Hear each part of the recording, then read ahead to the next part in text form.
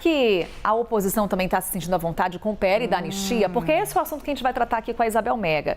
Hugo Mota estava naquela agenda internacional, estava lá na Ásia, com o presidente Lula, com o presidente do Senado, Davi Alcolumbre, com vários parlamentares, empresários, enfim, está de volta ao Brasil.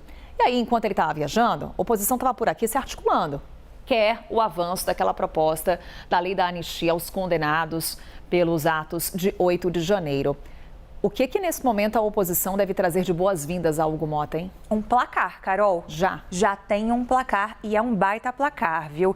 Eles estão fazendo um mapeamento com os partidos que estão ali já conversando há bastante tempo em relação à questão da pauta do PL da anistia. Nesse mapeamento, eles já computaram 309 votos. Por que essa votação é importante?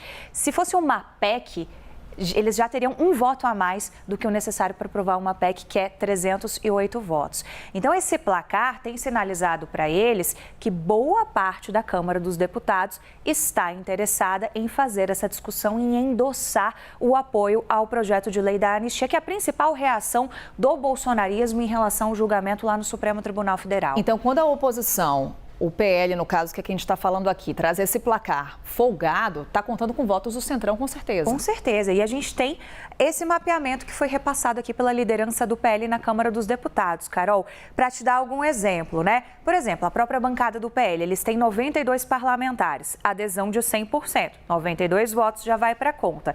Aí eles botam toda a composição da Câmara. A Federação PT, PCdoB, PV, nenhum voto, já era de se esperar. Aí você vai para o União Brasil, você tem uma bancada de 80 parlamentares, aliás, 59 parlamentares, e você tem um apoio de 80%. Então, ali eles já estão computando pelo menos 47 votos.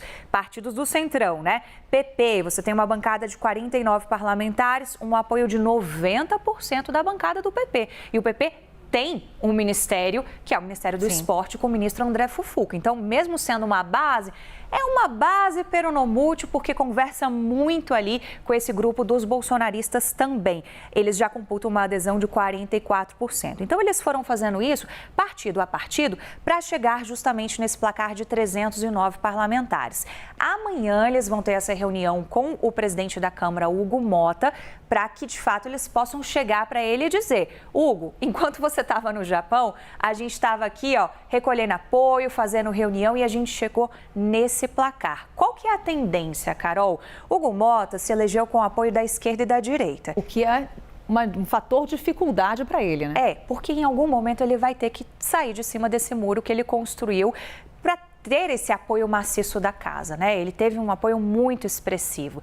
A tendência é que ele dê ouvidos à maioria dos líderes. É isso que o entorno dele está sinalizando. Mas, de fato, é uma pauta que pressiona. Ele acabou de voltar de uma viagem com o presidente Lula.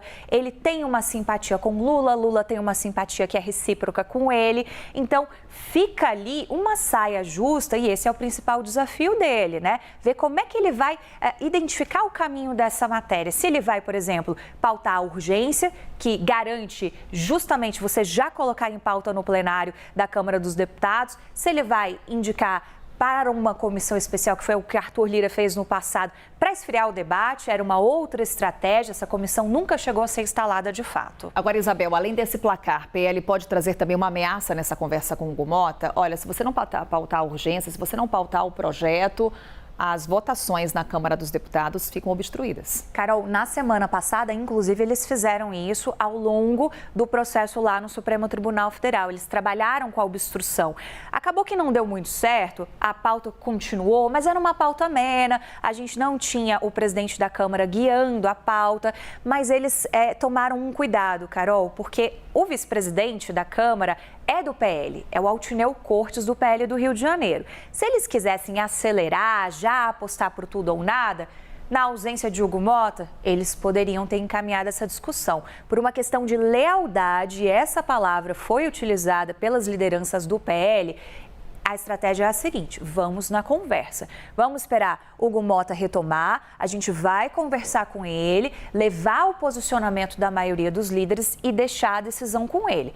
Essa conversa está marcada para amanhã e esse placar aqui ajuda e muito, porque é um placar bastante elástico, com bem mais votos do que o mínimo necessário de 257 para que essa proposta fosse aprovada. Então, isso mostra ali um sentimento que, no mapeamento feito por eles, é importante deixar bem claro, a conta é do PL, eles têm ali mais do que o necessário. Ainda hoje falamos mais sobre as movimentações lá em Brasília, essa volta de Hugo Motta, como serão os trabalhos no Congresso nessa semana e também manifestações que aconteceram durante o fim de semana daqueles contrários ao projeto de lei da anistia. Daqui a pouquinho, Isabel Mega volta para conversar mais com a gente hoje, ao vivo aqui conosco no estúdio. Obrigada, Isabel.